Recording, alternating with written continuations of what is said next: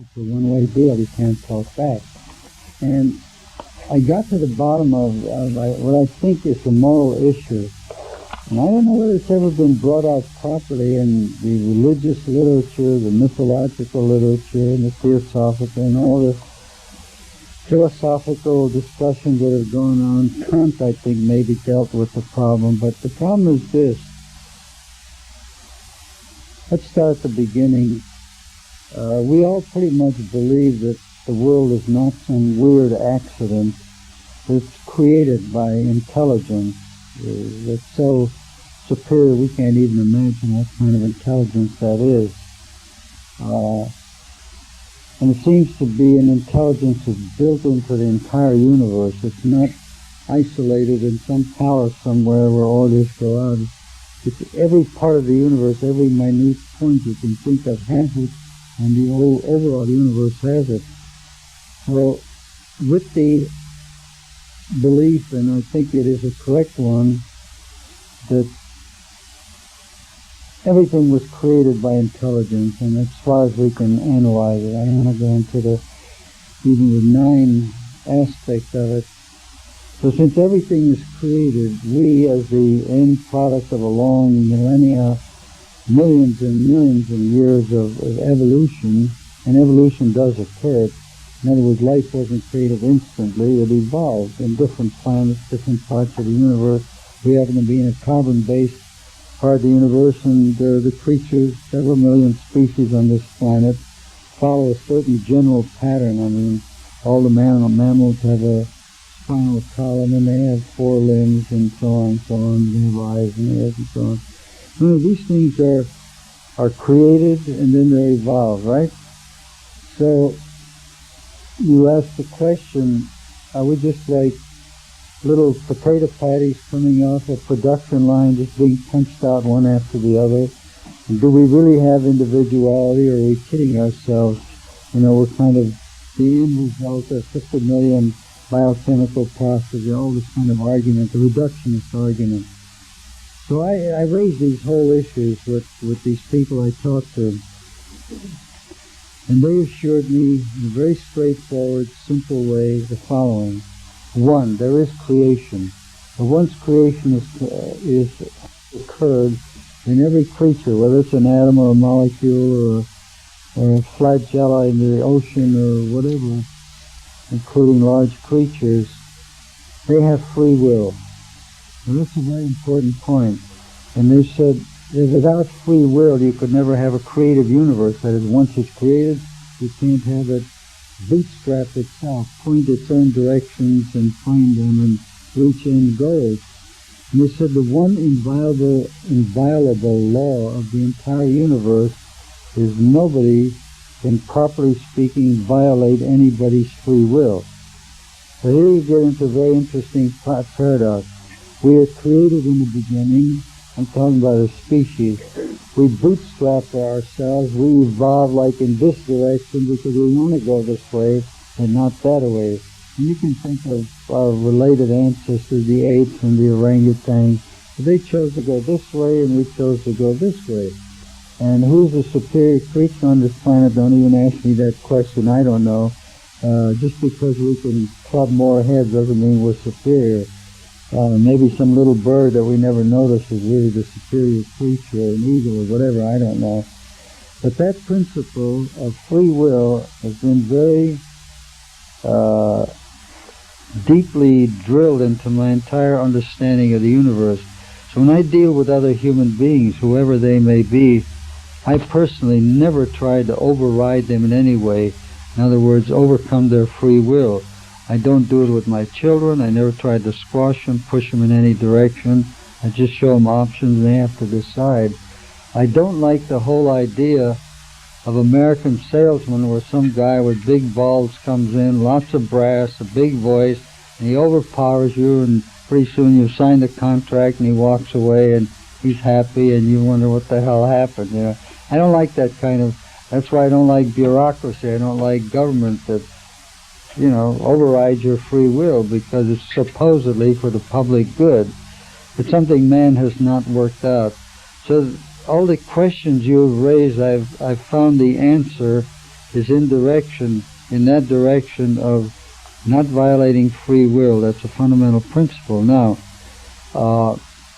let's go back to what I'm discussing and what was given to me by my extraterrestrial friends, namely, what is going to happen to our little planet.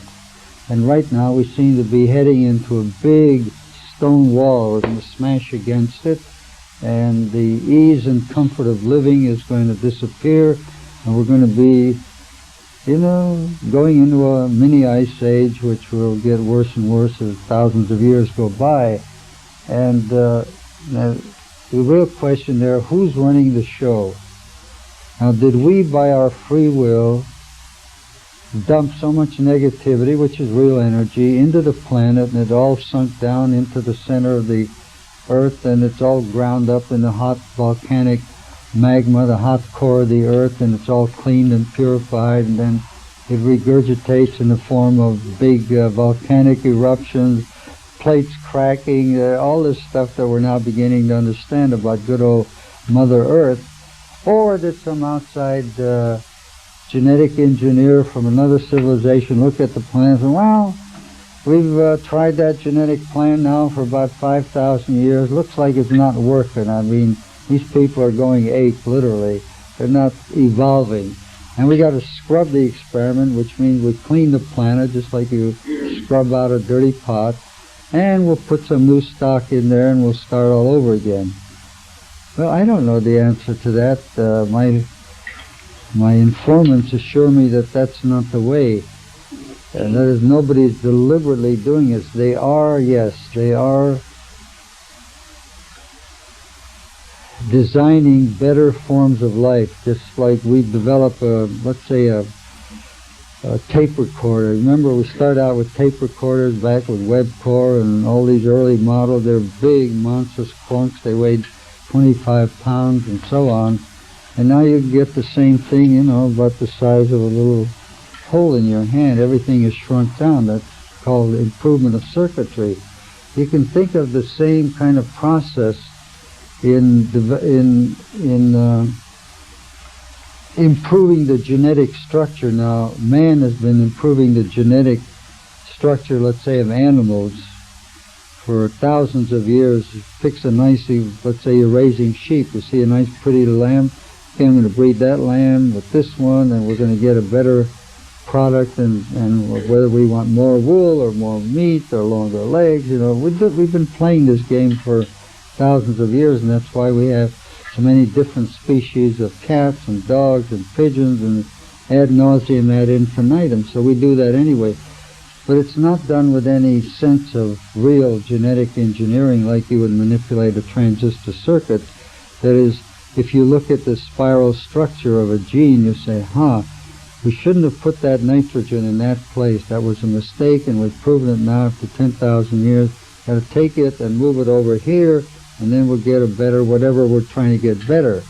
And of course, in case of human beings, what is better is not necessarily physical beauty, although man himself has done those experiments. There have been human experiments, and they're well documented, where man decided to breed better man either for slaves or for pulling a plow or whatever. They did the genetic experiments a long time ago, largely with slaves.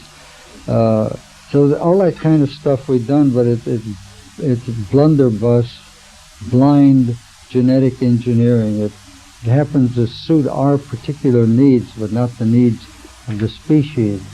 And a few people like Hitler have gotten the idea that there is a master race, and we're going to bump off all the inferior people, and they did it by the millions, and it's one of the great violations of free will that ever occurred on the planet. Can I interrupt this a second? Pardon? Yes. Can I interrupt this a second? Yes, please.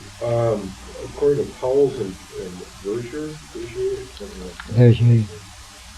there was a theory or a vision or a mythology or something among the Nazis that there was this flotilla or group of outer space masters, people, whatever, that were going to come and do some of this genetic harvesting, or they were going to come and operate at the end of the cycle.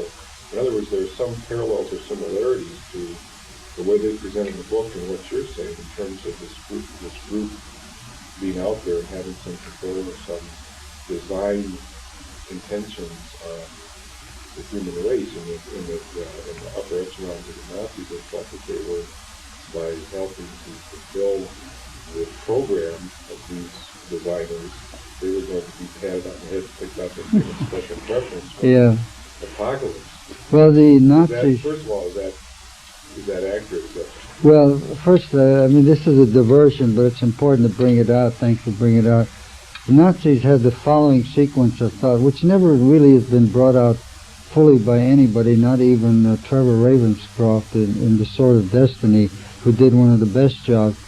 But the basic facts are these. The Nazis believed that they originated from Tibet. I don't know whether you're aware of that. Most people are not aware of that. And that their city in the sky was the famous Agartha, the magical city in the sky which hangs over Tibet. And people have seen that, particularly Nicholas Roerich reported as what we would call UFOs today. And in order to recover all this ancient knowledge about Aryan origins, the Nazis brought to Berlin hundreds of Tibetan scholars and so on to work out all this history. And they did the history mythologically, linguistically, the whole hollow earth business in the north. They had sacred centers all over Europe that they sent teams to. They send a lot of young Germans. I happen to know a German who is actually Austrian, but when the Nazis annexed Austria, they picked up anybody who had great natural skill in Oriental languages. And this friend of mine is now chairman of the Department of Anthropology up at Syracuse University, and he has a Hindu name, but I know him as Poldy Fisher because that's his real name. Anyway, Poldy was 16 years old in Vienna and was a prodigy. At the age of 16, he could read Sanskrit and Tibetan and half a dozen other Oriental languages, just a pure natural.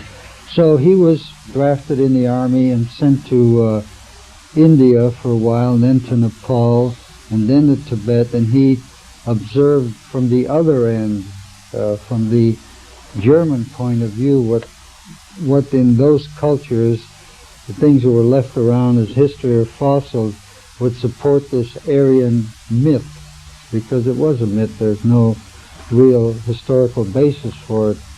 The only historical basis was we've all heard of the Hittite Empire in Turkey and so on. The Hittites are the earliest known Aryans that had a real written language. Sanskrit is a much later language, and it's not really a pure Aryan language. Aryan means Indo-European in this case, from which all of our language structures of Europe come from.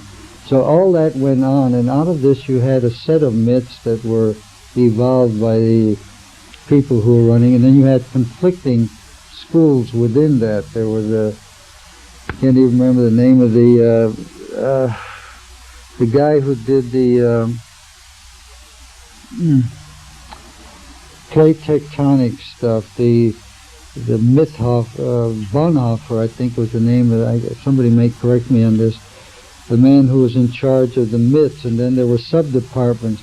And they never really got their act together. They were trying to reconstruct something which was not very tangible.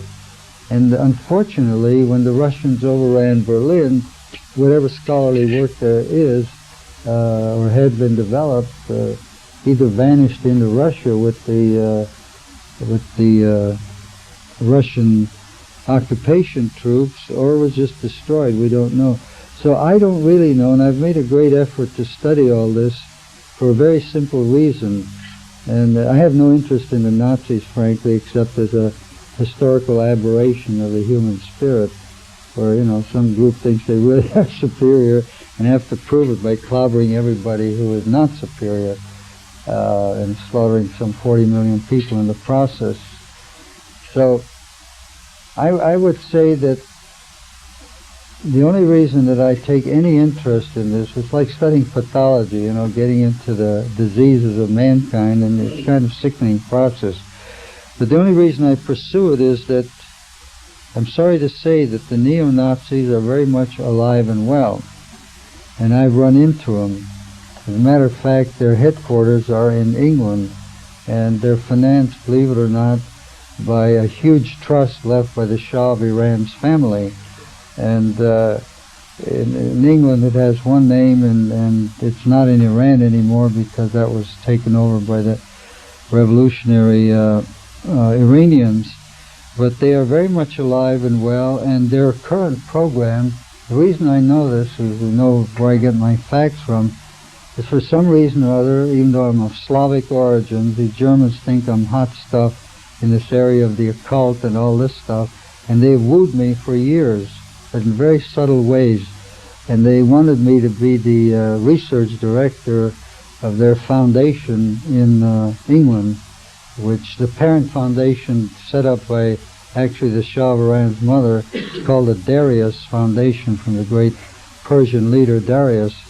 And the one in England was called Threshold Foundation. They've changed the name of that, and when they were kind of not exposed but discovered for what they were doing. And there was a Prince Shahram, who is a nephew of the late Shah of Iran, who runs the English thing. And so I got this, I let him wine and dine me until I could ascertain exactly what they were up to and their Nazi connections and so on and so on.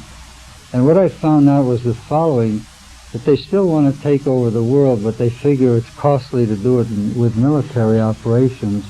And the way to do it is to, you all know about the planetary grid. It's a structure, kind of a geodesic structure of the planet, in which there are certain power centers, and they all form a very elaborate link. You can read about it in the magazine called Pursuit.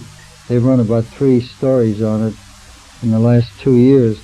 Anyway, this planetary grid, if you are on a power center, and there are several hundred of these power centers, you can then use occult influence, which means you use somebody who's a very powerful sender of thoughts and energy, and from that point you radiate out your thoughts, and influence people without their knowing they're being influenced.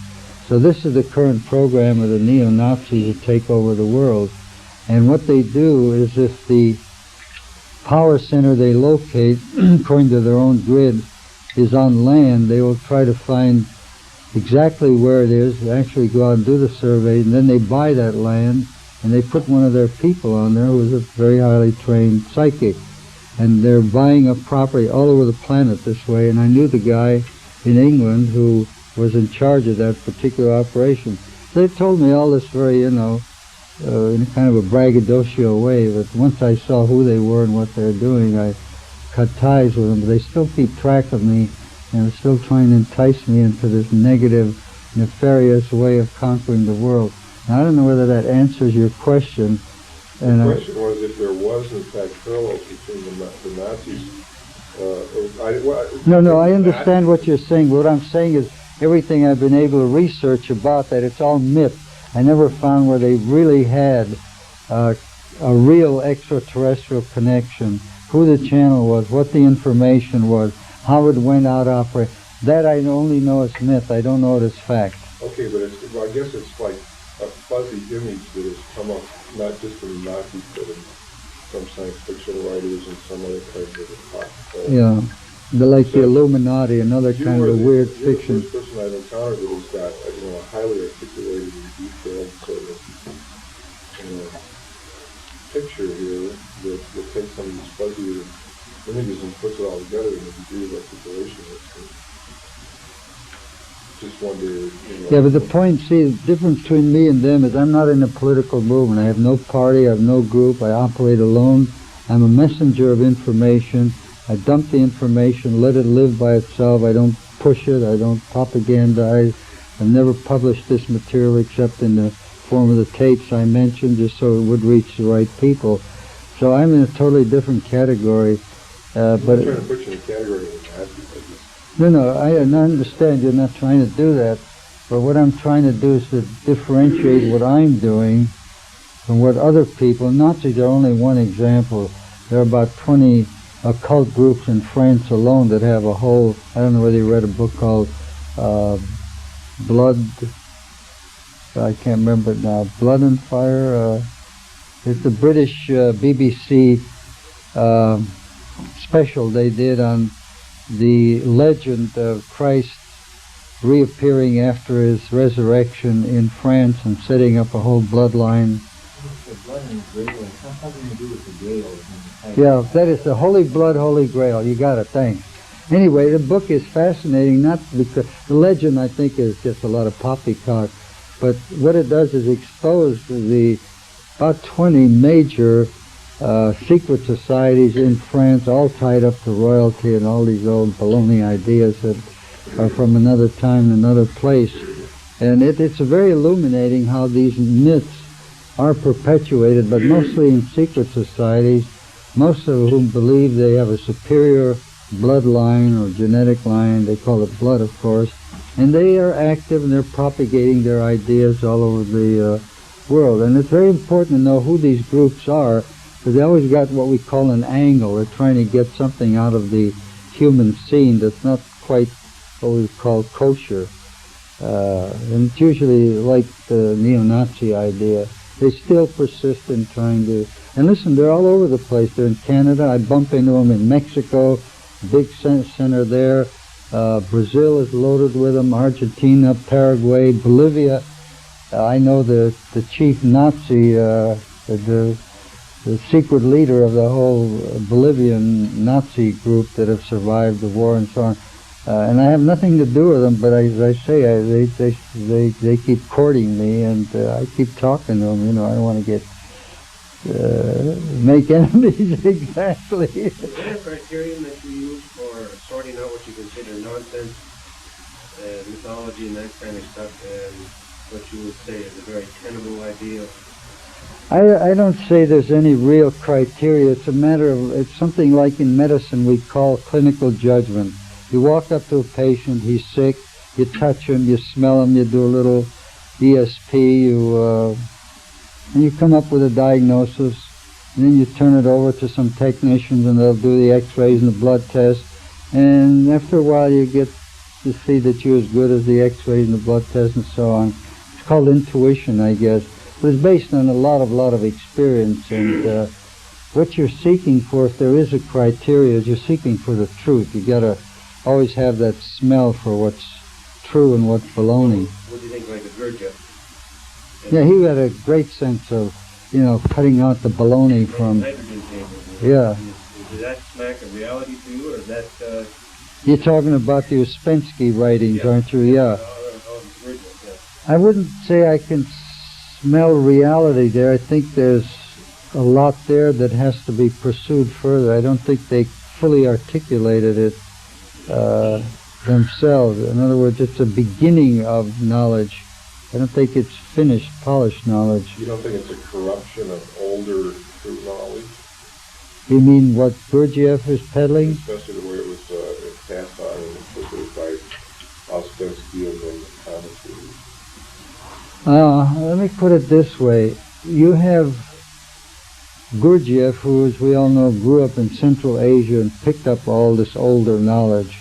Then he brought it to Paris. He never really spoke good French, as you know, and he kind of garbled it. And he was, I knew a lot of people who trained, lived with him, etc. I never did myself. But I have a good feeling for how he operated. And he operated like a horse trainer. He absolutely had to impose his will on everybody, and anybody who's with him will tell you that. But they kind of liked it, you know, because it gave them a structured world. But there was a lot of distortion in those teachings, you're quite right, from what we now know where he got the teachings from. He never did tell you where he got it, you know, he was a real Armenian rug trader. But he had a great influence on people. Then Ouspensky came along kind of like an intellectual, tried to sort out this rug trading information and gave it a certain structure, but it was very incomplete and partial if you studied it. And then Bennett came along, J.G. Bennett, who really was a great mathematician, and I think his I think there are 4 volumes of the dramatic universe if you read that stuff, you're reading very, very advanced scientific knowledge about human nature, about myths, about the universe, and so on. And I do work with the Bennett group in England that comes here, and they actually come to the place I live. Last summer there was about 50 of them who were Bennett students from all over the world who came and spent 2 months at our place, and I got a lot of interaction with them. They themselves don't quite appreciate how wise and really truthful Bennett was, but when you look at what Gurdjieff said and what Bennett said, you're looking at two different universes. Have you read both of them? Yeah, and Bennett comes across in his book as a far more... Well, he's a real savant. He really knows. He's a seeker of truth. He's not trying to con people. He's not like a psychoanalyst who tells you funny little stories to get you hooked on his way of looking at things. No, he's a real scientist. But still, it's unfinished material. But the whole human experience is unfinished. What the hell do we know about anything? Nothing.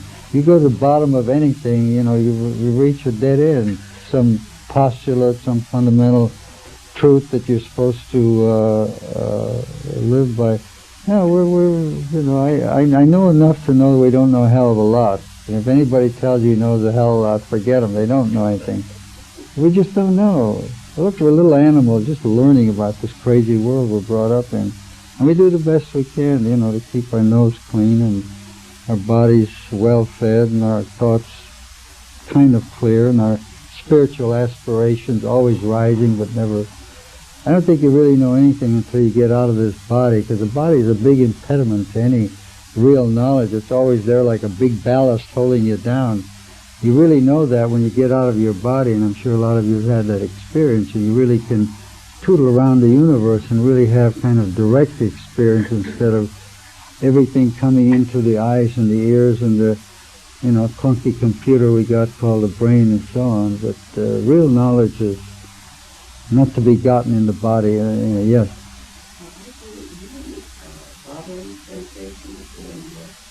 When they make contact with you, either during, before, or during?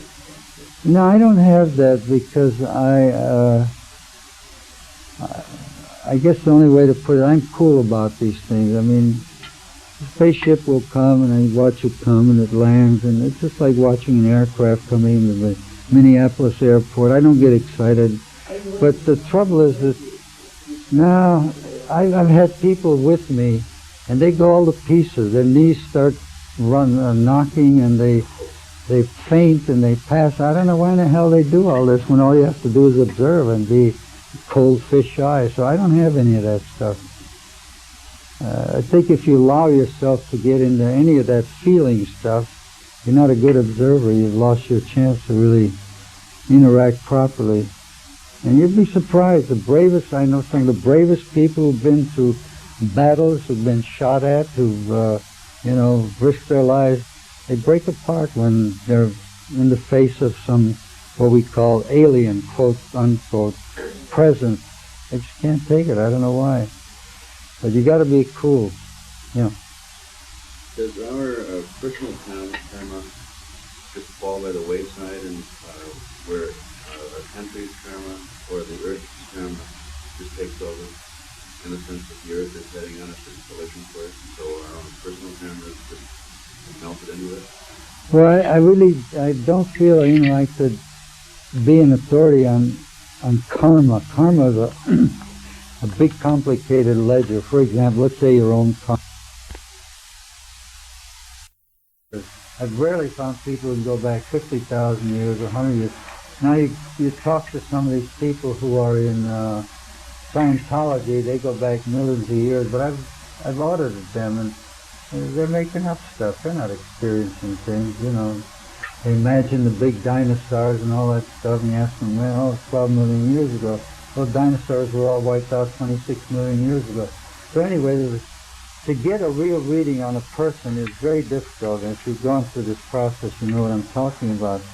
So you have a whole warehouse full of experiences that you went through. Some are good and some are bad, and some you atoned for, and some even out the score and so on. So It's so hard to talk about the individual karma unless the person himself knows their whole life story. And very few people really ever have that experience.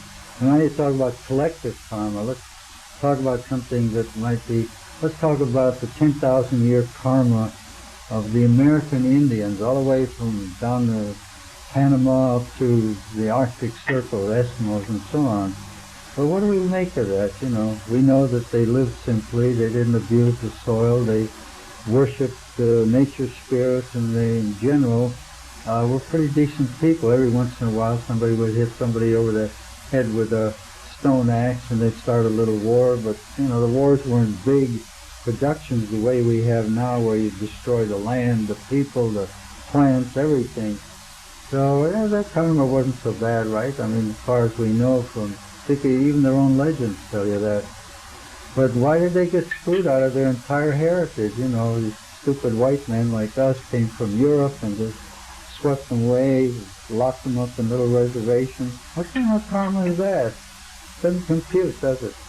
But, okay, that's one level. Another level, let's look at modern industrial society.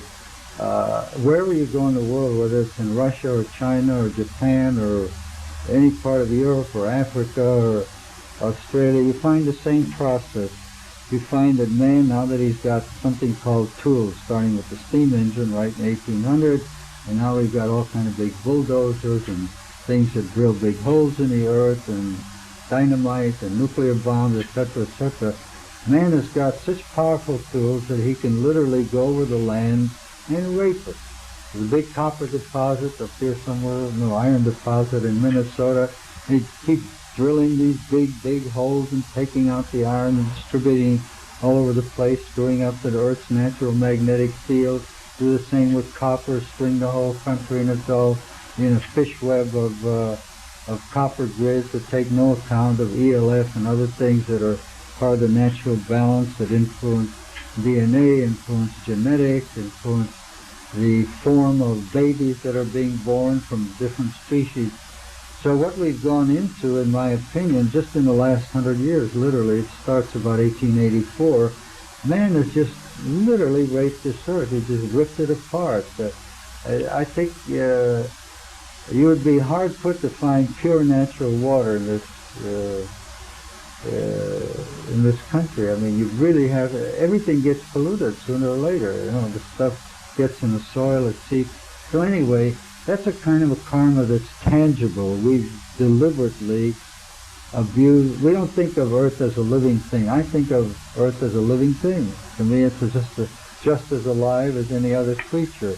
It's got a form, it's got a thermodynamics, it's got, according to Chinese ideas, the rivers on the surface and the lakes are blood vessels, and the deep springs and the underground channels. The fact is, when you go to Chinese temples, you find that one of the most sacred objects is these huge blocks of limestone that have carved through them veins, you know, made by water over thousands or millions of years. And they just worship that because that is the blood of Mother Earth, the veins. So we've lost all that feeling and touch for Earth as a living thing. And I know a lot of entrepreneurs who, you know, big shot millionaires, and they'll hear of a coal deposit somewhere, and they'll go in there with their big, you know, scoops as big as this room and tear up the thing just to make a buck. They don't care what happens to the soil, what it does to the ecology, what it does to any other creature. So in that sense, I don't know whether I'm answering your question. It's hard to judge about individual karma because it's so complicated. But when you see what we're doing right now, and some of us, I don't know whether anybody in this room is involved in one of these industries that tears up the sky and the earth and pollutes everything with CO2 and radioactivity, but we certainly, if anybody deserves to be slapped on the wrist, it's us, because we're all part of this process of absolutely destroying the earth. And fortunately, in the last 10, 15 years, there's been a little bit of sympathy developed in environmentalist group, mostly very young people who are still sensitive to natural things, to try to reverse this process. But about all they've been able to do so far is just to march in front of the White House or have a demonstration here but they cannot stop the whole industrial process from destroying this planet we live on.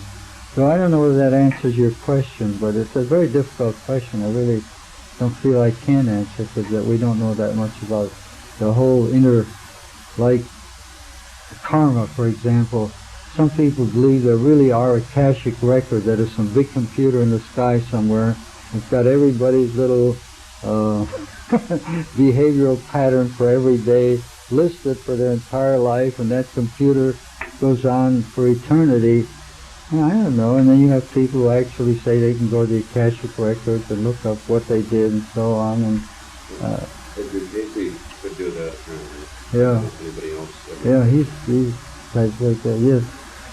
Picking up on the idea of the Earth when it's being raped, might not we consider also the fact that it is a living thing, has its own karma, and we are components of it, and that in digging ore in a localized area and then manufacturing it into wires and stringing it all over the planet, that we are, helping it evolve, or establishing a nervous system, let's say, for the Earth.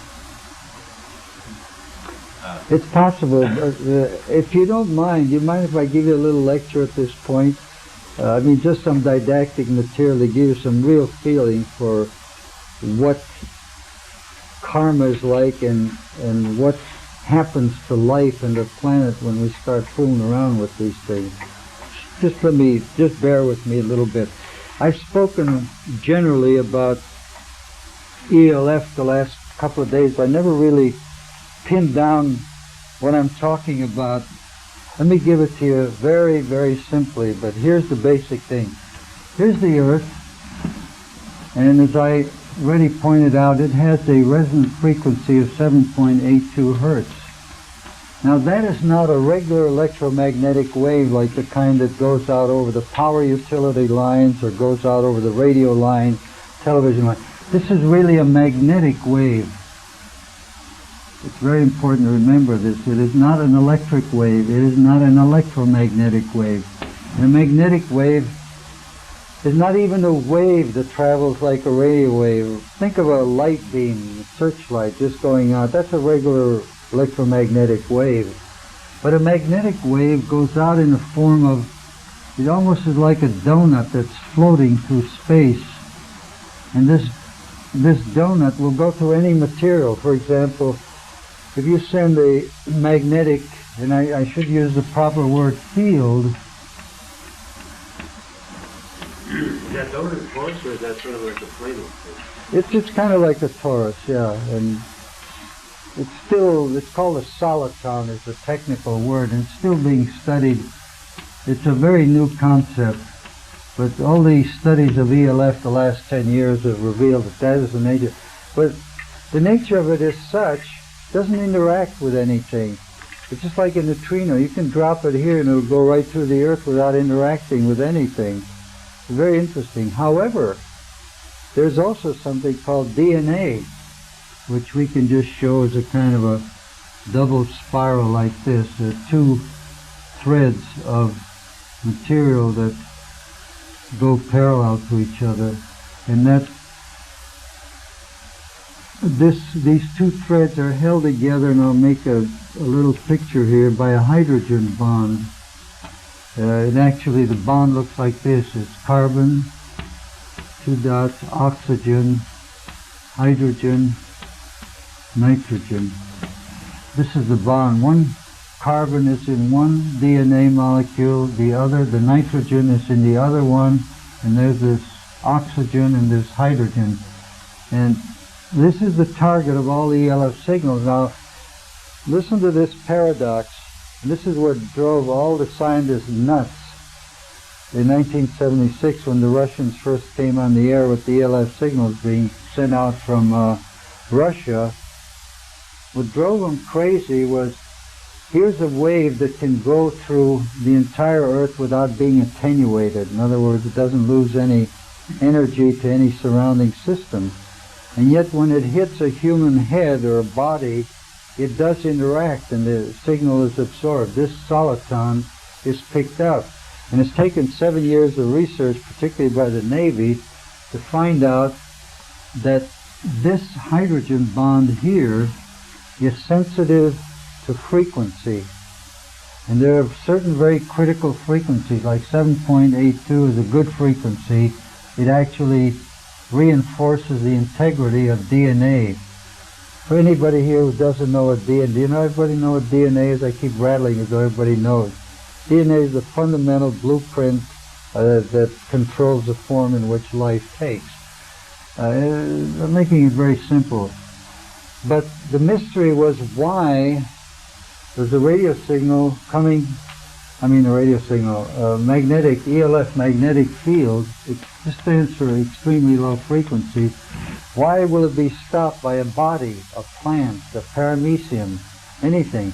It's because the DNA in every cell, in every living creature, is like a radio receiver for these magnetic waves. And we've now found out that, and I mentioned this in the cancer lecture, that if you beam at a human being or an animal where all the experiments are done, a signal of 3.21 hertz for 2 days in connection with certain chemicals in the body called protein kinases, the net result is cancer. It's that quick.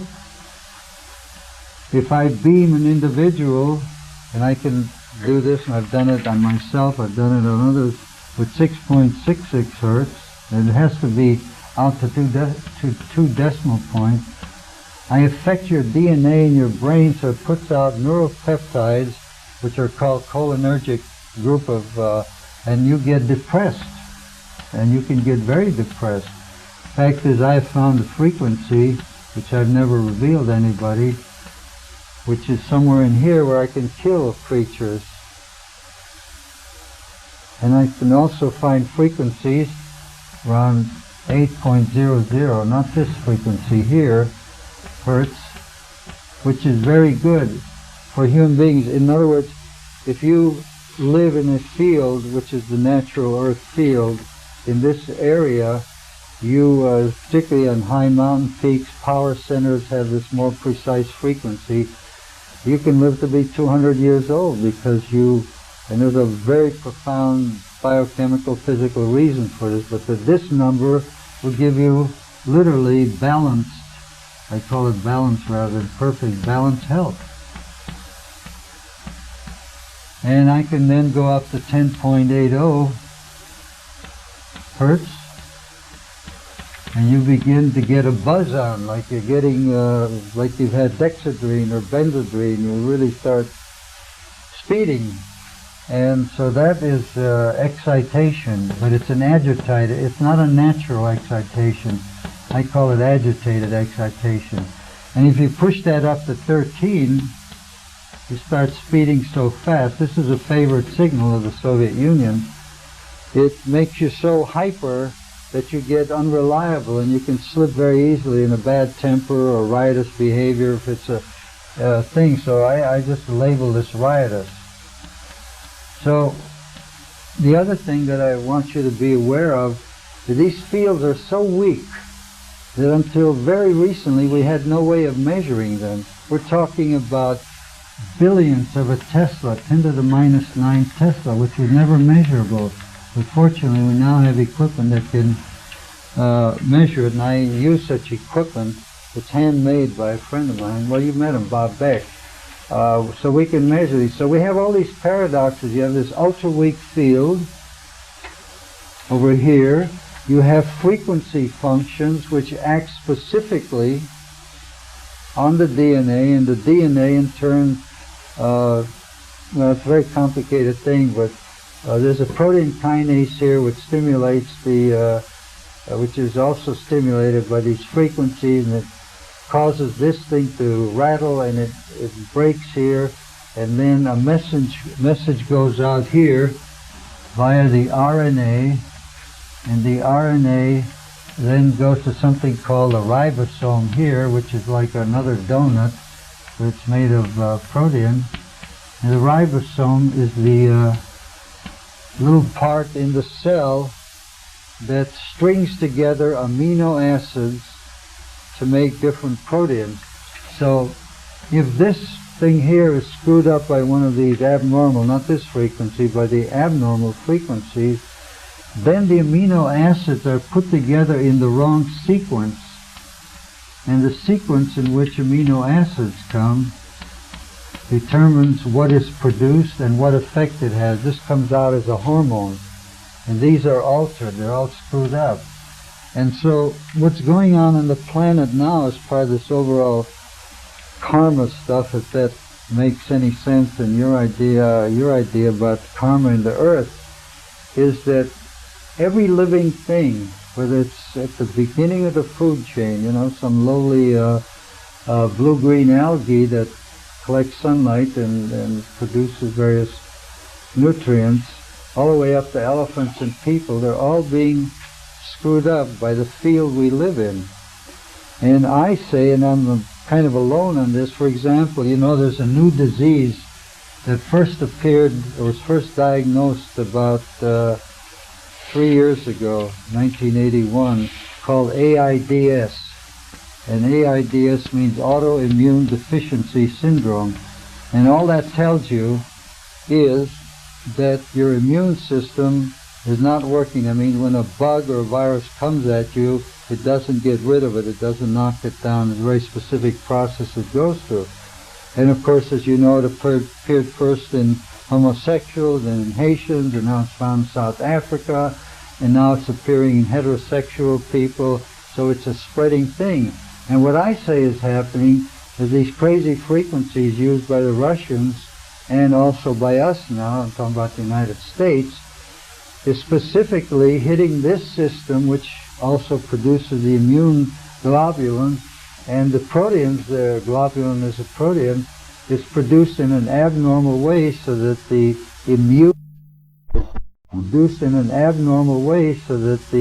immune reaction loses its ability to react properly to an invading bacteria or whatever the thing is, a virus and so on. And there is a specific virus that has appeared in AIDS, which is called the HLTV3 virus, which has now been pretty well identified. And you're going to see more into another part of what's happening. This was not told to me by the 9, I just figured this out myself.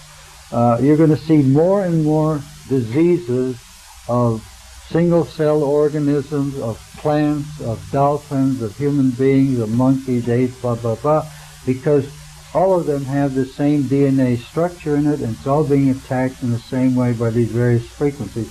And there's a whole range of these things that have yet to be worked out. Now, but there's a good side to the story. That's all the bad news.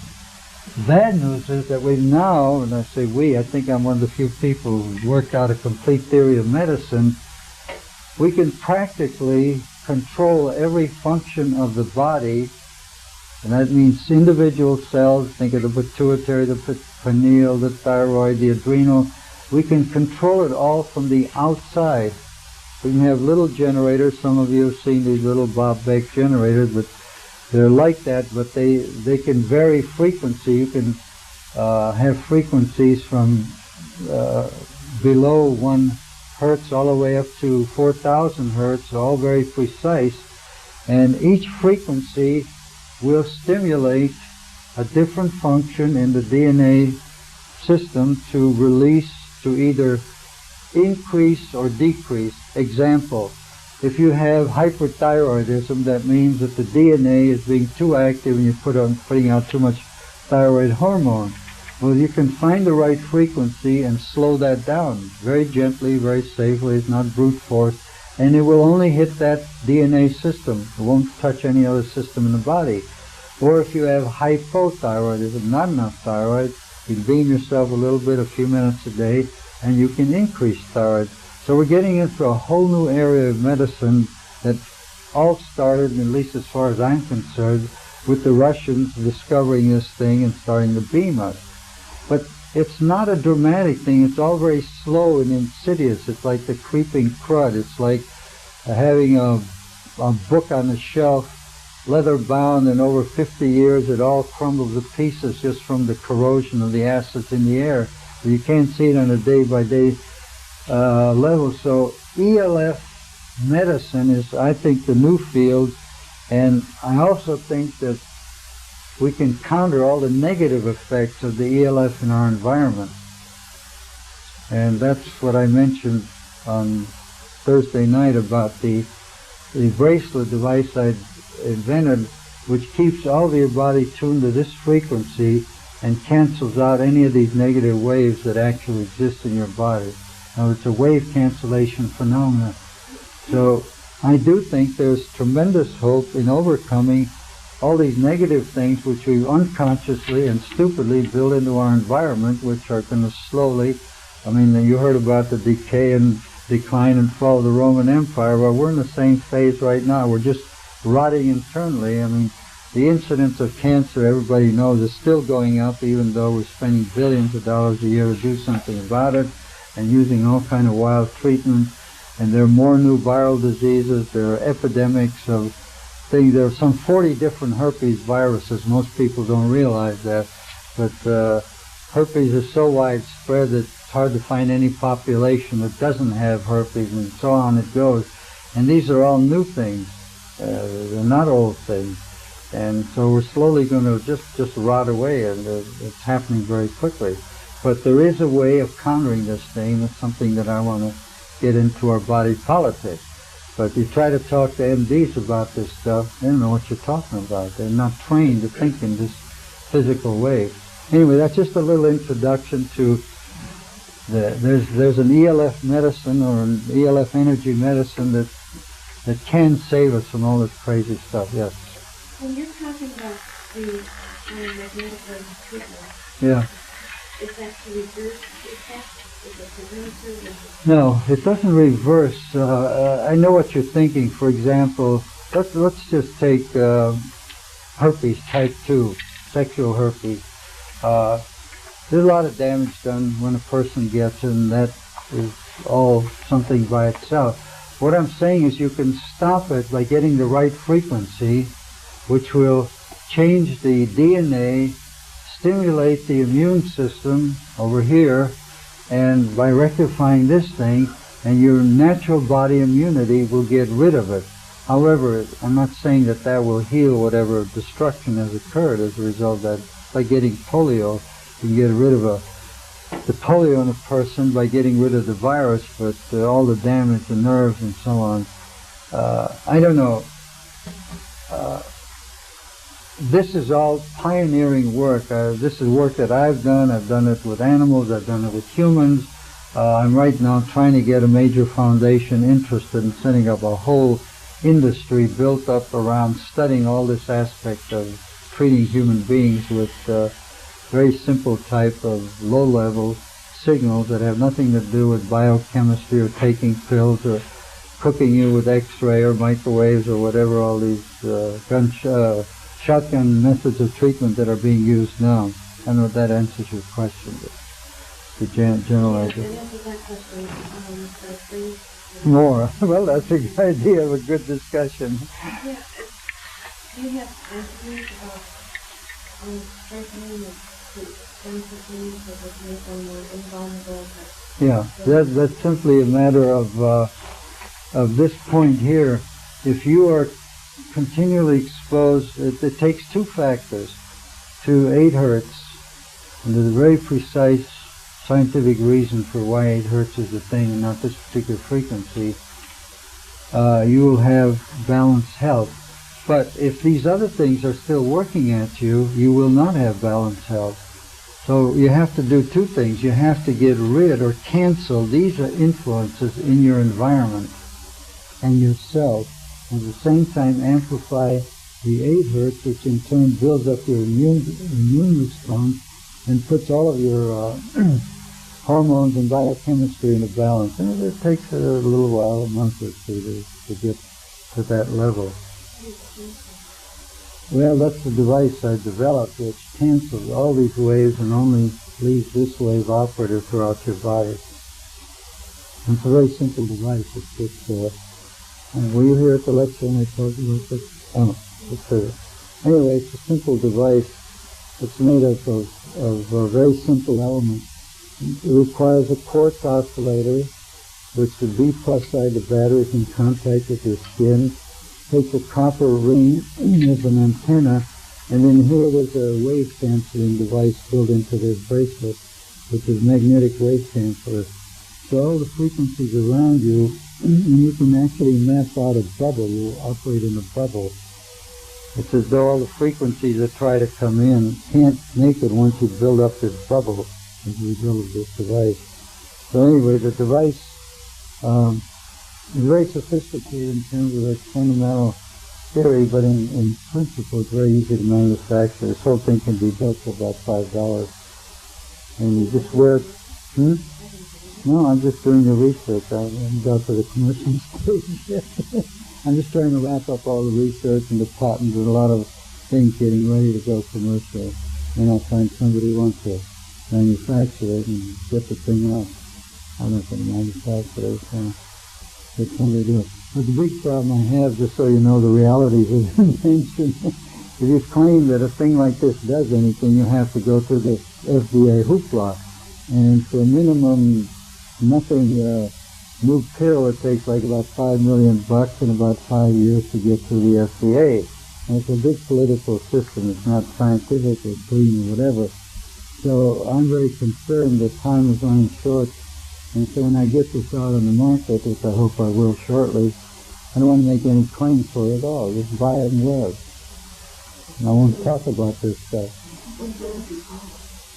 I call it the anti-ELF bubble, which is ELF is spelled this way, right? And in physics, when you want to make something counter ELF, you put a little bar over it, so it's anti-ELF bubble, because it does create a bubble around a person that's very, we can measure it, it's not just, fiction. So that's what I like to call it. Commercial people probably have other ideas. They call it medicine average and get all fouled up. Yeah. What you've been talking about here relates to everybody cannot have a PhD to know all the things. No. Okay. Or 50 PhDs. Right. So, nature has it really all built in. The knowledge and yeah, it all operates. And the penalties. Absolutely. And what I read is, in order for everybody to be able to do this, the answer is fasting and prayer, because the fasting, again, is putting in what happens and what actually taking place in the past. The body is regenerating itself, putting itself back in the neutral ground. Right. And prayer is in the spiritual end, putting yourself out, if you want to call it a frequency, or tuning yourself. Well, prayer properly reaches somebody out there, puts you in communication. Frequency, but it's a weak radiator. It doesn't cover a room. You have to have this water bottle, and it takes about a half gallon. Well, we've gone, I don't want to go into all the experiments, many different ways of doing it simply and naturally, but none of them work because human consciousness cannot work 24 hours a day at defending this stuff, defending yourself. And this stuff is on the air all the time, 24 hours a day, all over the planet. We're in a place on the planet that's not free of it. Because the Soviets have 9 of these big transmitters all around the Soviet Union. We've got 3 of them in operation down in the Antarctic region. The whole planet is being bombarded with all these different frequencies. Yeah. How about shielding? There is no shield. Nothing will stop the signal. I've tried, we've done experiments in deep submarines, 500 feet under the water. The signal goes right through the hull. We've tried experiments with copper cages, steel cages, concrete, steel and copper. There's no shield known. Nothing. These waves go through everything. Isn't the Navy using it for communication purposes? Yeah, they're using 76 hertz. They have not using it yet. They've been, you're right here in the backyard of the big transmitters for the Navy. And it turns out that 78 hertz on this scale of stuff is one of the worst frequencies you can pick because it causes mutagenesis. That is, it causes the DNA to mutate, and the mutagenesis can go into carcinogenesis. So they're way off the track in trying to use this system. I mean, there's no shielding for this. no shielding known to man. There's no material, there's no field, there's nothing that will stop ELF waves. Is there some way that you can adapt the principle behind your risk mechanism there to personal computers? That's a very good point. You know that, are you aware that personal computers put out a ELF radiation that's not good for you? It's about 9.37 hertz. And I sensed that, which is one of the reasons. You measured it? I felt Oh, you felt it. Okay, let me tell you the story on that. God, I wouldn't have thought of bringing it up. All these stories are horror stories. But we have a group in Canada that we formed actually in 1976 to deal with this ELF stuff called PACE, Planetary Association for Clean Energy. And in Canada, the workers, particularly government workers who work at computer terminals all day long, came to us and reported that they found that there's a high incidence in the female population of the union that works on video display terminals. They're having an abnormally high number of abortions. So we looked into it. We had a special conference. We got the Royal Canadian Medical Society involved. Make a long story short, we found out that these are the facts. Working on a computer for a lot of people, especially if they're doing routine work, not creative work on a computer, is very dull, boring, and depressing, okay? And depending on the office and the situation, people get nervous. There's a lot of pressure on them, you know, turn out reports and stuff. And it turned out that those women who took Valium or some tranquilizer were the ones who were having the high incidence of abortion. If they were working in front of a video display terminal and not taking any pills at all, because we found the pills interact with the ELF in a very special way, that nothing much would happen, except the usual strain of being on the job 8 hours a day. But the women who took the tranquilizers, or some form of Valium seemed to be the commonest method, they're the ones who had a high incidence of abortion. And then we found out the next factor, that men who work in front of computers, they obviously don't have abortions, but without taking any tranquilizers, they develop sterility. In other words, their testicles are affected. So it's a very devastating thing. Now, the computer industry will not admit that this occurs, and they'll be the first one because it will kill an industry. And so what they need desperately is something that they can attach to their computer that will protect you from the ELF radiation. And it's along the principles of this bracelet thing.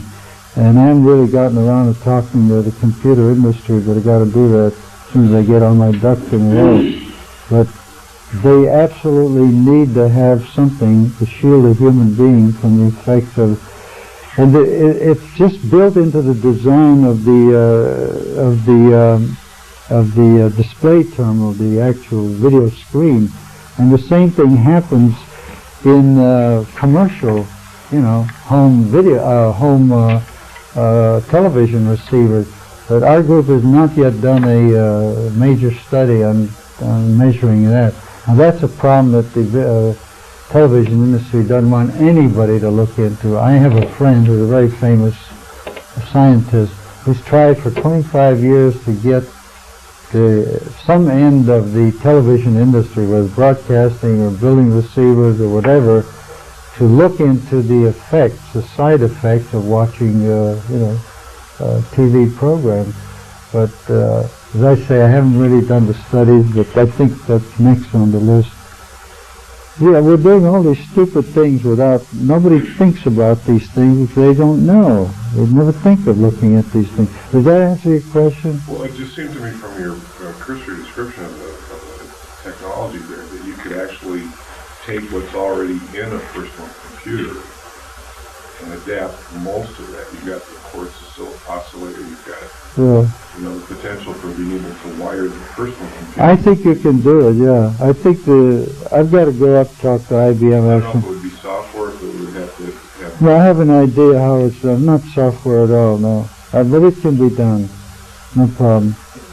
Do all computers have the same frequency, or are there others that are some that aren't as... They vary around this 9 frequency plus or minus about 4/10. It depends on the, but it's all built into the yoke. The magnetic coil in the yoke is what generates the ELF just as a byproduct. Is that the computer and not the... Pardon? That's the cathode ray?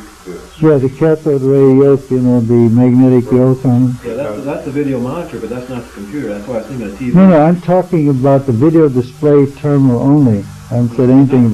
I haven't said anything about the computer. No, not the computer. But you know, the computer and the video display terminal, you know, come together. You know, the little thing here, at least a keyboard, and there's somewhere a bunch of circuit boards in there.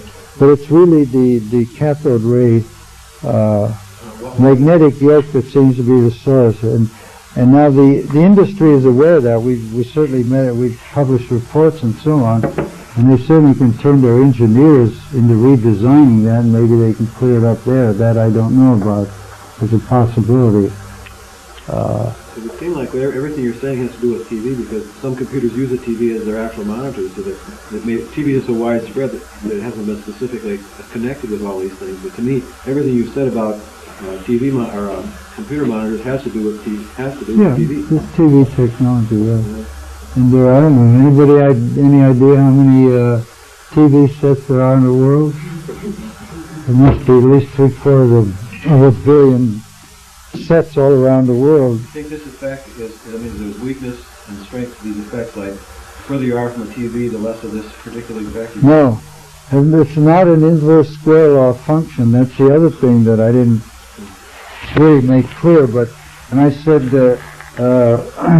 ELF signal will go right through the Earth without any attenuation. I really meant that these solitons don't fall off in power level with the inverse square law. They're not attenuated at all. So you can be 1,000 yards from a TV and it'll have the same effect as if you're 2 inches away. You're thinking the old stuff about the gamma radiation coming off the color sets and all that, which follows the inverse square law. This stuff here does not. That's the other puzzling thing. The screen is turned up, or different TVs would have a different level of this? I haven't done all the measurements. I mean, it's... yeah, I know. I run a computer all the time, and yeah. I have a TV, and I almost have got in my mind is that if I'm doing a clear thinking, I do it before I ever turn my TV on. Yeah. I mean, my computer on, where I haven't noticed that same thing with the TV. Yeah. So I'm just wondering if some sets have 10 times as much of the stuff they're putting out as others. No one. I don't know. See, we did all this work, once you know, about 30 of us on a shoestring. We had no budget, nobody funded us. We all did it on our own, out of our own pocket. Fortunately, we had the technology, we understood what we were doing, and the urgency of the problems presented by the Canadian VDT operators made us look into that. We did not look into TV sets, or we could, but we just haven't. Well, what I don't understand what you're trying to say here is that against the background of plate tectonics, for instance, and the geomagnetic placement of the Earth, prior to any major shift, you establish an ambient resonance of different varying patterns around the Earth, right? And this will affect the biological function, the growth of those elements within any proximity. Now, under a radical shift, this whole pattern is redone, and now you find the locales are under a different influence. Biologically, they're going to change. The ideal model of what is an ideal human being, 1,000 years ago, before TV, any electronic emission, artificially generated, this is all being governed by plate tectonics and things like this that is going on in the things we don't even know about today, right? Cosmos rays, right? Along comes man, and he starts doing strange things like weaving wire around the world and all this kind of stuff, and we see some changes. Now, we finally come to this point, the Tesla situation, and you're discovering that in these magnetic waves, that they do in fact interlink and whatnot with DNA. Have you gone far enough, or has there been enough tertiary evidence, indication research that suggests that perhaps you're building, or we're building, or will build biologically different tuned circuits so that this doesn't work, just by the fact that the mutation of the DNA and whatnot is it restructures itself, will become resident to some slightly different Yeah, value. that's very good thinking, and that's all coming up. You see, the first thing you have to remember, there are only about 4 guys, well actually, to quote the Navy officially, there are only 10 people in the world who know about this stuff. And 9 of them are contractees of the Navy, and I'm the only outsider, but they give me credit for this work. So you're talking about a handful of people, just like back in 1923, you had a handful of people talking quantum mechanics, and nobody knew what the hell they were talking about, because it was such wild stuff.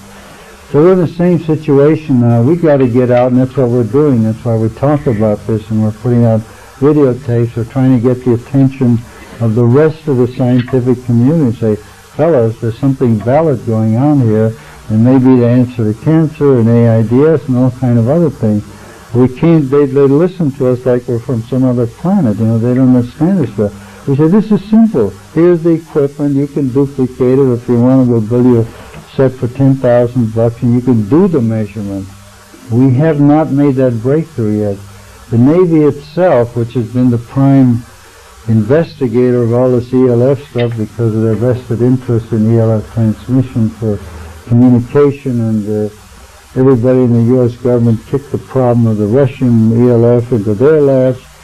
They finally declassified a minimum amount of information just June 29th this last year. We've got just 6 months ago, and they haven't released it officially. It's all unofficial release, which makes a big difference, which means you can't go back to them and say, hey, who's doing the work? Give me the reprints. I'd like to interview so-and-so. Where are you going with this program? They have not gone that step. So we're right on the edge of a turnaround. And a year from now, a lot of this may be very clear in public knowledge.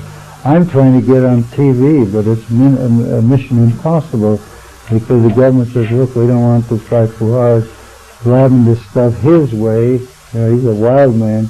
Let's put it out our way.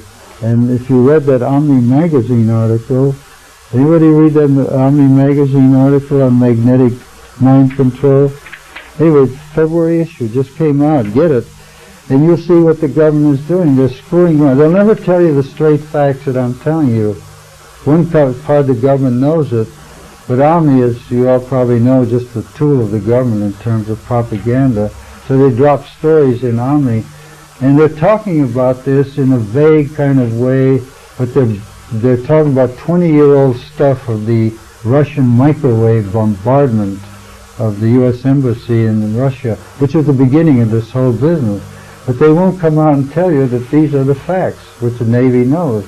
I know, I've known it for years. So they're leaking out this information like squeezing hard toothpaste out of a tube and just giving you a little quarter-inch section to work on. So slowly, I mean, this is taking a lot of... I published all this stuff about 2 years ago, and that's what forced the Navy to come out with the same data. So, oh yeah, we know about all that stuff, you know. But don't listen to that guy Puharich, you know. He's a wild man out there. He's not part of the club and all this garbage that they go through, yes. Benjamin Franklin supposedly set up several mirrors to create... How we're doing, here's Michael. How are we doing? It's almost 11:30. Should we take a little break now? I'm ready for a break. All right, we'll call the sheep in when you brought up a lot of interesting points that I really hadn't thought about talking about. I think I ought to bring some of these things out because it kind of connects with our theme of ELF.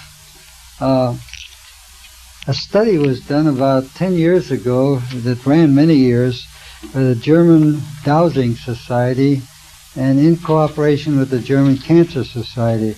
And Hans Nieper, a friend of mine, is an MD who is the president of the German Cancer Society.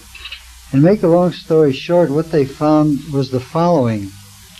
First, you have to remember that in Germany, even though there was a war and a lot of things were torn down, people tend to build a house to last 500 years. That's the general idea. Here we build them for about 20 years and they fall apart. The result is that generation after generation in Germany lives in the same house of the same family. Second thing that happens, once the room is laid out, a bedroom remains a bedroom. They don't tear down walls and change it. And they plunk the bed in the room and it always stays in the same place, which is very important to what I'm going to tell you about. You know, a bed may be in the same corner of the room for 200 years. I mean, can you imagine that happening in the United States? Just can't be. Anyway, what they found out that there are certain houses in Germany called Krankenhaus, sick houses, you know, the old German word. And what that means is that in a given family, somebody would always develop cancer.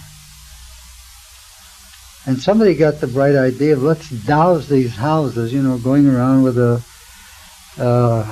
dowsing rod and finding out where the underwater streams are.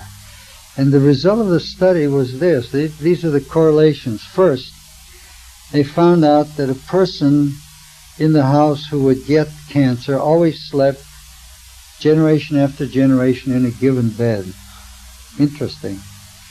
And that bed was an area where there were water streams under that particular part of the house going through the earth, but it wasn't the single water stream that was critical. It was when two water streams crossed. And the bed was over that generation after generation. And the other members of the family who slept in other parts of the house where there were no streams of water crossing underground did not get cancer. Very interesting phenomena, right? And this is a very elegant study.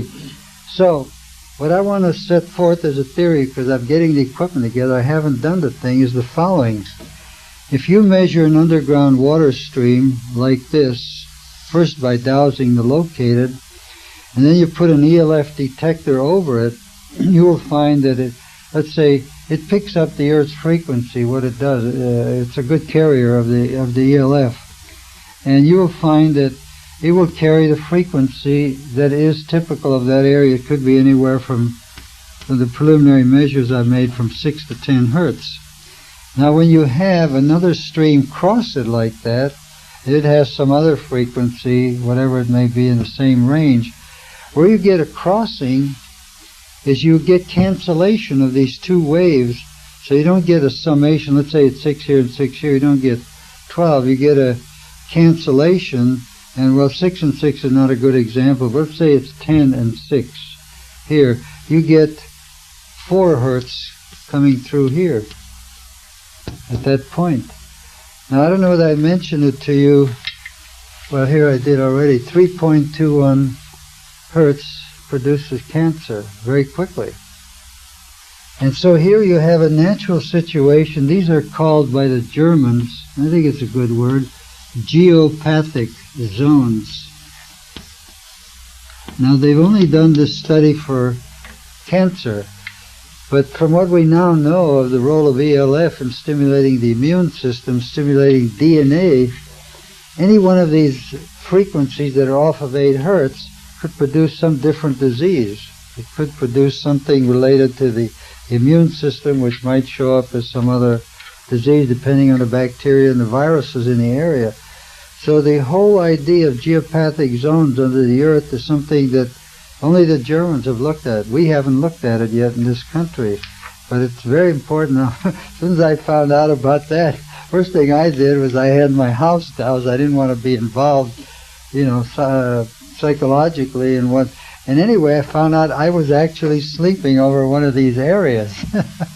So first thing I did was move the house, and we changed everything in the house so that nobody could possibly be exposed for a long term to these very weak ELF magnetic radiations. So it's something to think about. Any of you who are dowsers might help each other by dowsing the house. It's very easy to do. You just clear the furniture out of the way, and you douse an area, and you lay some sticks down, and that gives you the pattern. And it'd be interesting as time goes on whether we might find out a lot about that in relationship to diseases that are generated just by being over the ELF zone. Yes? How wide are those? They're very small. They're it depends on the width of the stream, and it depends on the skill of the dowser to define it very narrowly. But at the most, when you measure these are about a foot wide at the most. And usually you find them just as lines. Here's an underground stream, and you douse this way, and you hit this point, and you mark it, put a stick down, and you come from another direction, and you define the width of it that way, and then you define the direction. But they're very small. They're not very big, really. How deep are these streams? How what? How deep is the water? It depends on where you are in the world. It can be any depth that water is found in. It could be 30 or 40,000 feet, or it could be right under the surface. I happen to live in granite mountains where it's pretty close to the surface, and you don't usually find underground streams in granite. The reason they occur is that the granite cracks from earthquakes, and that in time forms a stream. Usually you find them in limestone, very well defined tubes. And remember I mentioned earlier that the Chinese, if you go to one of their religious centers or squares, you find these incredible limestone rocks with all these carved tubes going through them, because they worship that, as I mentioned, as the dragon energy going through the earth. And incidentally, the Chinese are totally aware of this whole phenomenon. If you go back to their ancient texts, which I did, they have a whole science called Feng Shui. It's a funny word, but it means essentially kind of a dragon's line, Feng Shui. And there's books on it. And in ancient times, let's say going back to the Han Dynasty, 1800, 2,000 years ago, nobody in his right mind would ever build a house or a temple or a grave site without having the area doused and finding out where all these dragon lines are underneath, which we call, power centers, all sorts of other things. And they would even go, it's really remarkable, they would even go to the extent of bulldozing, by hand labor with baskets, whole hillsides or whole areas that did not fit their concepts of the underwater powers running around. And I found it, I went over to China and I really looked at it, and it's really fascinating how they knew all this just from their knowledge of dowsing and whatever interpretation. But now we're beginning to pin it down to magnetic flux. Now there's a second phenomena that's of great interest. Some of you mentioned crystal studies. I've recently been working at this because I'm curious about it. I wondered, with all this, recent interest, last 5-10 years, of using crystals for healing, right? You've all heard about that stuff. What the crystal is actually radiating. So I set up a lot of measurements, and the only thing I found out that it was radiating was that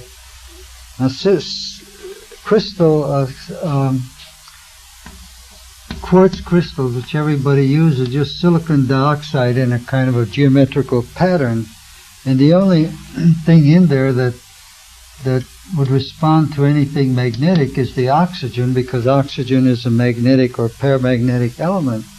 And I found out that if you have a crystal and you just put it on the floor here, on the table here, and measure it, you'll find that all it does is pick up the local 60-cycle signals. That's what it picks up and re-radiates. And I was quite surprised at that. I had no idea that they were that passive to local fluxes of electrical current. So then I had a very powerful healer just put one finger on the crystal, and there were detectors and so on, and amplifiers that measured the waveform and the frequency and so on. And I asked him just to put his finger on there, just imagine that he was healing somebody, use the same kind of energy output that he does in healing. And I was absolutely surprised, and so was he, that whenever you put your hand or finger on a crystal, it becomes an amplifier for exactly 8 hertz, if you're a healer.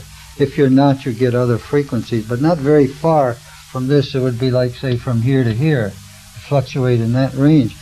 So apparently one of the things you do when you use a crystal, let's say for healing, is you take the natural alpha rhythm of your body and coupled somehow, I suppose, with the natural resonant frequency of the earth, and the crystal becomes an amplifier and a channel, and it also, I think we can't map it yet, but I'm pretty sure it would beam the energy instead of diffusing it. So that's a rather interesting finding in the use of crystals, and it would explain why crystals can be helpful in giving you balanced health. So anyway, there's a whole thing there that's very important to work out. Did it resonate after a person's got it for distance? No, it switches off immediately, let go. It's amazing. You can get as close as you can without touching it, and it's still picking up all the local hash, whatever it may be, and depending on where you are. And as soon as you touch it, I'm not talking about healers now, everybody can't do this, but healers it picks up the 8 hertz right away. You take your hand off, bingo, it goes back to the local state. Really, I'm still kind of puzzled by the whole phenomenon. Does that mean skin contact? Yeah, skin, I'm talking definitely skin. And if you want to amplify the power, incidentally, of the 8 hertz coming from your body, it's all magnetic waves, you stroke it lightly. In other words, you know how you would stroke any skin or anything like that. And the stroking is very important in kind of modulating this in terms of increasing and decreasing the amplitude of the signal. We can see that on the oscilloscope. Anyway, I thought that's unpublished material. It's still in works, and so I thought you'd be interested in that. Was there a direction then to the crystal? We think there is from mapping the direction with detectors. You know, we lay it out and we have various detectors, and it seems to be in a direction, like a little flashlight thing. It's really cute. So can anyone do it at a distance, or they have to touch it? No, I'd say, well, there are two things. First, you can teach anybody how to turn on their alpha frequency. That's common knowledge now. And that's really what you do in good meditation. You focus all of your magnetic waves in your body, which are all, as I already explained, I think yesterday or the day before, are due to the nuclear magnetic resonances of every fundamental particle in your body. And if you pull all the frequencies around 8 hertz, all the magnetic waves, that's an optimum frequency for getting balanced health. And it seems that a crystal has that happy facility of pulling these frequencies together too. And the only trick is you have to learn, and it doesn't take long, how to control your alpha wave so that you're generating the 8 hertz magnetic wave, and then the crystal amplifies it. It's kind of an interesting phenomenon there. Have you explored other gems? Or, I haven't had a chance to do it. I work with a rabbi who is a powerful healer and a 6-degree black belt karate expert. He's really formidable. His name is Michael Andron. He's a young fellow, about 35, I've been working with for about 10 years. Anyway, he got the idea to start measuring crystals because crystals were very new to him and he didn't know what they did. So I said, okay, let's set up some experiments. So it's just something we've started. Haven't really pushed it all the way through, to publish. Well, these gems, they've got to touch the skin. They've got sizes for different planetary effects. They've got different sizes, but they have to touch the skin. Yeah, that's a very important part of the process, but it is rather technical, so I'll kind of avoid it. But now that you mention it, I have found texts, and it's an old art in India, that have specific gems for specific astrological signs that people are born in, and you know that it's kind of common knowledge. The reason I use the computer is because of the strength system where you figure that out. Yeah. It takes a competent astrologer whole day to figure it out, and that's why I've been programming the computer to actually do that calculation. Oh, that's true. It's necessary and useful. And Well, actually what period in a person's life is useful. This Yeah. is part of the tradition too. Well, what I will do, following your suggestion, is follow up on this study with the crystals, but get a series of different gems. Fact is, I'm going to Brazil, where it's very cheap to get very good gems. You know, you go right to the mine and buy them by the pound, literally. So I'll get a whole range of gems and try it out. Not cut gems, but just rough stuff, and see if they do handle different frequencies. That might be very, very important, which will give us a clue as to what the I'd like to know star... the planetary configuration for each of those crystals, Exactly. why they correlate and why they affect people, and Yeah. why these different diseases actually go with certain planetary configurations, etc. So, I just want to follow this point up because it's very important. One of the most amazing phenomena to me in nature is the following, and I've published this, so some of you may have read about it, but I got puzzled, I don't know, about 20 years ago about the phenomena of the Pacific salmon, which goes like this. The Pacific salmon is born in fresh water, well-known streams, and they stay there long enough, a month or so, to get strong enough to go downstream. They go out into the ocean, and they stay out there almost exactly 5 years. They go thousands of miles out in the ocean. and then some switch goes off in their cotton-picking little brains, and they turn around and they find the stream where they were born, and they fight their way up the stream, if they're a female, let's say, but male and female do it, and they go back exactly to the spot where they were born, I mean in the pond or lake or whatever it is, and then they mate, and they lay their eggs, and then they die. And it's an incredible phenomenon. So I wonder what the hell kind of guidance system could last for 5 years and bring a salmon all the way back to their point of origin, you know, on a little pinpoint on the globe. And I said, well, maybe there's astrological effects. I mean, something gets imprinted in their system. Now, the only thing we know that's a weak energy that would work in water, that could get imprinted, would be something like what we're talking about, magnetic ELF, because the Earth would be a map of various configurations of ELF frequencies, is what the difference would be from point to point. But you bring up a very interesting idea that different gems, which are just different chemical elements, really, you know, silicon dioxide could be doped with a little iron and you have a garnet and so on, but they may have a different frequency, and those frequencies might be specific enough. I mean, they might, for example, be 8.2345 hertz. I mean, it could go out to 4 or 5 decimal places, and we don't quite have sophisticated enough equipment to measure that. But it may be that in this general area that we're talking about, like the geopathic zone now is a very clear-cut thing. There could be zones in a water stream that would come out with a unique frequency, get imprinted on the DNA, which is a part of the memory system. Don't ask me why it lasts 5 years. The switch goes and they come back and they do the whole thing, including reproduction and death. So isn't that an incredible, mind-boggling kind of a phenomenon? It never ceases to amaze me, and I keep wanting to solve it, but this is about as far as I've gone in what I've just said. Anybody else got any ideas about? Yeah. No, it's just something about this. I worked for years, as you probably know, in developing devices to improve hearing in people with sensory neural hearing loss. And I had a partner dentist, and what we found out was the following. It bears on exactly what you're saying. See, I can present this simply. Here's what we found out. One day we were fooling around the lab working in a near field, that's the magnetic field of a radio broadcast system, about 1 megahertz. And my partner put a piece of wire, ordinary connecting wire, coated copper wire. He stuck it in his teeth, and absent-mindedly he began to stroke it with his finger like this. And lo and behold, he heard the radio program. And we checked it out, and it was extremely high fidelity sound that he heard. So we figured, what is the mechanism of this? And make a long story short, we started using diodes which simply rectify a signal. That is, if a signal is coming in like this, and it's carrying information, the rectifier clips off a half of the signal, so only this part comes through as pulses. So we found out when we use diodes, you could slow down the rate or have less stroking and better hearing, and if you're really skilled, you could just touch it and you would still hear.